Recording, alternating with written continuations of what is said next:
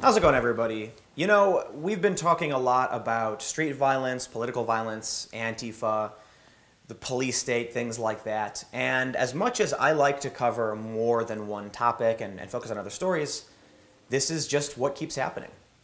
Because yesterday in Berkeley, we saw much more street violence. So what happened with San Francisco and then Berkeley yesterday was that there were some right-wing events planned that got canceled.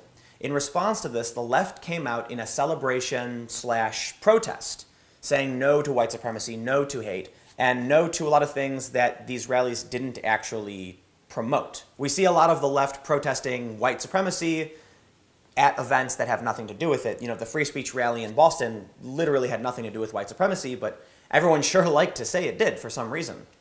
Now in Berkeley, we're seeing another massive gathering, a very large black bloc/Antifa presence, whatever you want to call it. They're flying the banner, and sure enough, they are beating random people. Now, I know a lot of people ask me, they say, but aren't these people Trump supporters? Maybe some of them are Nazis?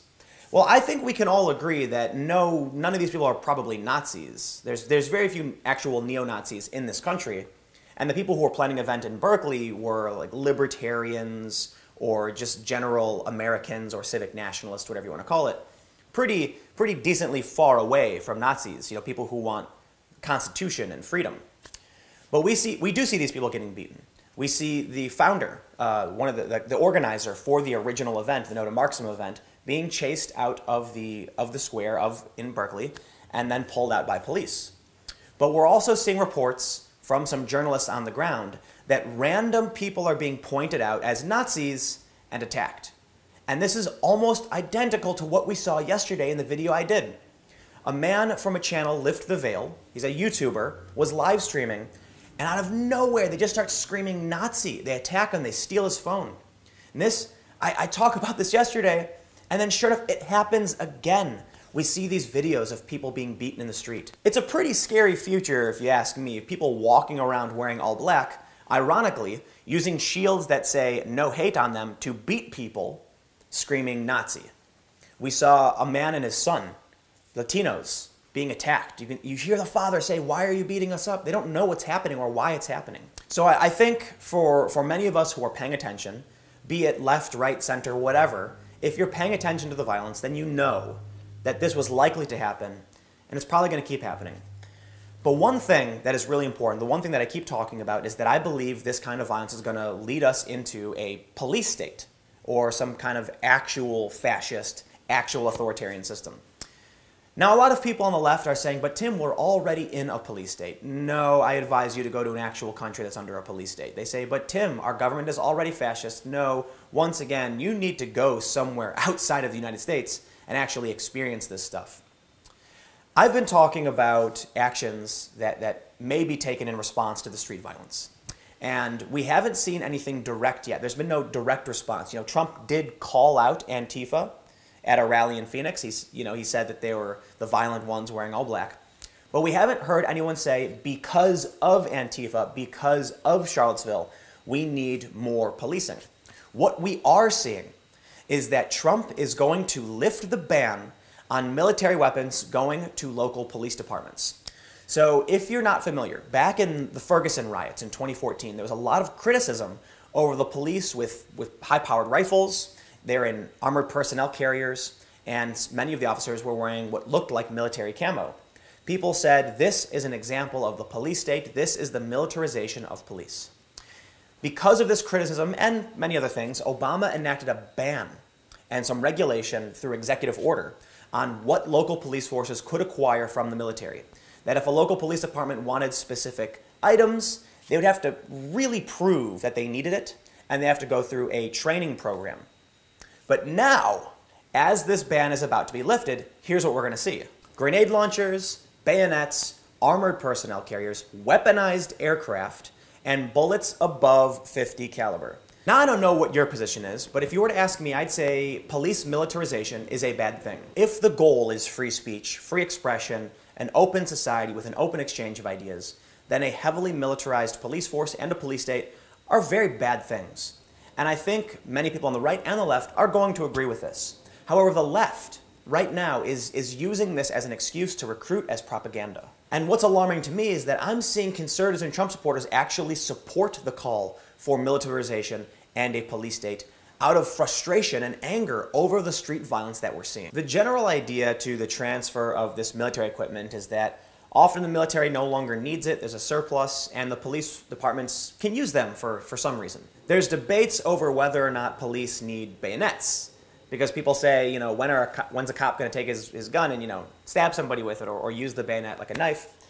But the argument from Trump's team is that bayonets can be used as a utility knife. What we need to think about here is optics, or the outcome of these kinds of actions.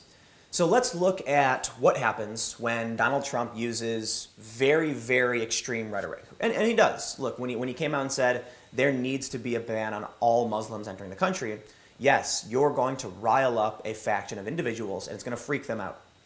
And the far left is going to use these kinds of statements as propaganda for recruiting. Now we see this massive escalation of political violence, culminating in people being shot, in someone ramming a car into people. And now we see San Francisco and Berkeley, where people are just being labeled Nazis and beaten. This results in the right getting angry, saying you can't go out and just beat people you disagree with. That's not how democracy works. I tweeted out yesterday, people will beg for a police state if they keep seeing this kind of street violence. We saw a helicopter feed of just a man surrounded by a group stomping on him. There's video of another man being stomped, and one of the protesters jumps on top to protect him, to try and stop Antifa from beating him. When I see these videos, and I see the average person who is there to celebrate, the average liberal, progressive, whatever you want to call them, is trying to stop Antifa unsuccessfully, then you really need to understand this is out of control. Antifa isn't going to beat progressives. There are some progressives that get labeled Nazi, and then everyone beats them, yes. But at these big rallies, Antifa, these black bloc groups, communists, whatever you want to call them, are using this crowd for cover because it's the closest thing they have to an ally. But interestingly enough, we know that they say liberals get the bullet too. But it is good to see that people at this protest in Berkeley were trying to stop Antifa from beating people. However, they weren't effective. They weren't able to stop them. Antifa is just getting larger. And more people are just jumping in and chanting Nazi over and over again at random people. And that's the scary future. When someone just walking down the street is called a Nazi and beaten for no reason, and people just join in. When some dude wearing a polo shirt is just trying to film, and they're attacked. But worst of all, for me, and in my opinion, is that there were journalists on the ground being targeted and attacked as well. Because you know, they say that a free press is the safeguard of an open, democratic society. Something like that, right? There's a reason why Antifa doesn't like cameras. And they claim, oh, it's because they don't want to be identified. But that's not true. They're wearing masks and sunglasses. While there is to some degree a fear of being identified, that's why they're wearing the mask in the first place, the reason they don't want people filming is because they're doing things the average person would disagree with. What's going to happen when people see footage of Antifa attacking old people? When they see footage of anti-people attacking random people, they're going to say, this is a group I refuse to support. And Antifa is aware of this. These people align with Antifa. They know how propaganda works, and they know that they can't be on camera doing the things they do. They need to operate in secret. These people who want to attack journalists and stop them aren't doing things in the public interest. They're doing things in their interest. So what do you think is going to happen when these people take power? You think there's going to be like a utopia where the working class is now in control of production and everyone is living equally and happily and they're all wealthy with healthcare? No, these people are going to get into power and they're going to attack those who think the wrong thing, like they do now. They're going to shut down the free press so that people can't know what they're doing. And it's going to be a really, really terrifying, dare I say it, almost fascist system. People who call themselves Antifa like to pretend they're fighting fascism. And while they're not technically fascists, they're using this name as a way to conceal their true intentions. They claim to be anti-racist, but they hit Latinos, they beat black people. They really don't care about this. White guys dressing in all black, beating minorities, claiming they aren't racist. People dressed in all black saying they're anti-fascist, but beating anybody who disagrees with them. Let me know what you think. Comment below. How do you feel about the lift on the military weapons ban? How do you feel about a police state? I certainly don't think it's a good thing, but you know, there are people that do. Believe it or not, I don't know. I guess some of you might actually want a police state.